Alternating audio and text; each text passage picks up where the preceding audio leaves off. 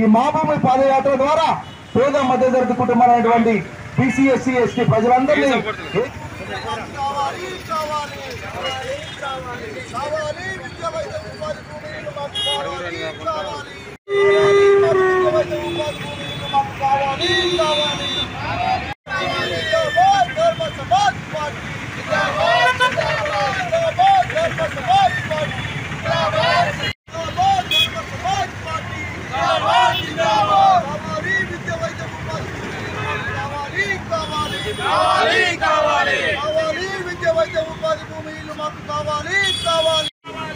శంకర్ కావాలి కావాలి కావాలి కావాలి కావాలి కావాలి ఈ 5 న్యాయాలే కావాలి కావాలి కావాలి కావాలి కావాలి కావాలి విద్య వైద్య ఉపాధి భూమిలు మాకు కావాలి కావాలి కావాలి కావాలి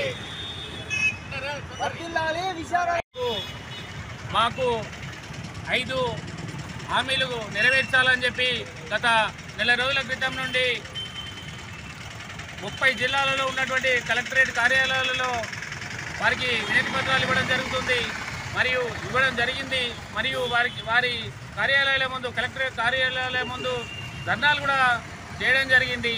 తర్వాత 300 మండలాలలో మండల తహసీల్దార్లకు మా డిమాండ్ల ఆ తదుపరి గత సోమవారం నుండి ఇక్కడ మేము రిలే నిరాహార దీక్షలు చేయడం జరుగుతుంది. ఆ రిలే నిరాహార దీక్షలో భాగంగా ఉన్నటువంటి మా ఈ 5 గ్యారెంటీలు: 1, ఉచిత నాణ్యమైన విద్య మరియు ఉచిత నాణ్యమైన వైద్యం మరియు 200 గజాలలో పక్కా ఇల్లు మరియు 1 ఎకరం సాగు భూమి, ఏదైనా ఒక చిన్న పని ఉపాధి కల్పించాలి అని చెప్పి తెలంగాణ రాష్ట్ర వ్యాప్తంగా మా ఈ నిరసన రిలే నిరాహార దీక్షలు జిల్లా కేంద్రాలలో నిర్వహించడం జరుగుతుంది. అందులో భాగంగా మేము ఒకటే చెప్తున్నాం, కేంద్ర రాష్ట్ర ప్రభుత్వాలు కొన్ని వందల స్కీములు పెట్టి ఉన్నోడిగా ధనవంతుడిగా అవుతున్నాడు, బీదవాడు ఇంకా బీదవాడుగా అవుతున్నాడు. చిన్న చిన్న వ్యాపారాలు రోడ్లకెక్కి రోడ్ల మీదకి వచ్చి వాళ్ళు 100, 200, 300 రూపాయలకు మన ఎదురుపల్ల బండ్లు అమ్ముకోవడం, చిన్న చిన్న వ్యాపారాలు మరీ ఘోరమైపోయింది పరిస్థితి. ఉపాధి లేక, విద్య లేక, ఉచితమైన విద్య లేక చాలామంది వాళ్ళు విద్య ఉంది కానీ నాణ్యమైన విద్య లేదు.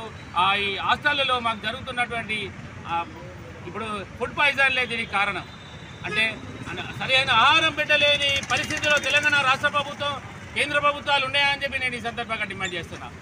అంటే హాస్టళ్లలో బతుకుతున్నటువంటి వారికి వారు మనుషులు కాదా?